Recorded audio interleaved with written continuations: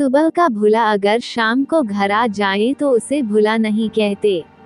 एक महान गुरु के तेजस्वी शिष्य थे अरविंद। ब्राह्मण थे, इसलिए भिक्षा मांगकर जीवन व्यापन करते थे।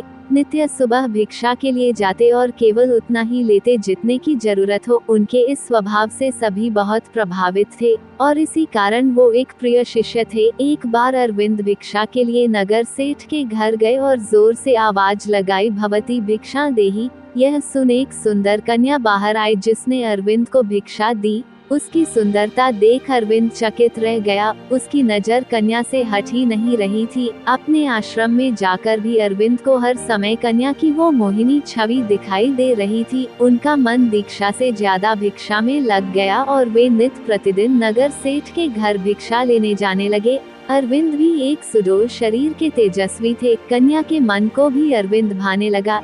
एक दिन कन्या सब छोड़ अरविंद के साथ चली गई। दोनों प्रेम के मोह में जीने लगे। अरविंद के पास जो भी था वो सब खत्म हो गया। उनके इस व्यवहार के कारण उनकी छवि भी खराब हुई और सभी अरविंद से दूर हो गए। जिसका आभास तक अरविंद को ना था, वो बस मोहिनी के प्रेम में पड़े हुए थे। जीवन व्यापन मुश्किल हो गया। तब उस कन्या ने अरविंद से कहा कि वो नगर के राजा के पास जाकर 100 दीनार भिक्षा में ले आए, जिससे उनका गुरुकुल चल निकलेगा। अरविंद ने बात मान ली और वे राजा के महल में पहुंचे, लेकिन उन्हें घुसपैठ समझकर बंदी बना लिया गया। दूसरे दिन राजा के सामने पेश किया गया। तब राजा ने उनसे सब बताने को कहा। अरविंद ने सत्य का हाथ अब तक ना छोड़ा था, अतः उसने सारी बात राजा को बताई। यह सुनकर राजा को हंसी आ गई और उसने अरविंद से मुंह मांगी भिक्षा मांगने को कहा। अरविंद को इसकी अपेक्षा ना थी। उसके मन में लालच आ गया। उसे लगा, अच्छा अवसर है, इतना मांग लेना चाहिए कि जीवन पूरा बिना कार्य के कट जाए।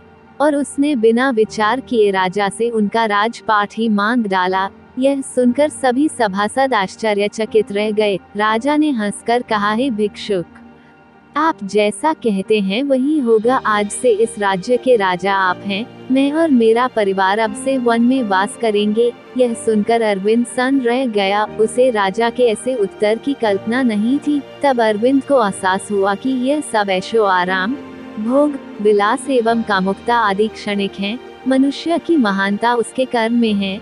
इस घटना से अरविंद को अपने ज्ञान का पुनः आभास हुआ और उसने राजा से हाथ जोड़ क्षमा मांगी और उनका राज्यपाट लौटा दिया और स्वयं वापस जाकर अपनी मेहनत से जीवन व्यापन करने लगा और उसे पुनः सबका प्रेम मिला। इस पर कहा गया कि सुबह का भूला अगर शाम को घर आ जाए तो उसे भूला नहीं कहते।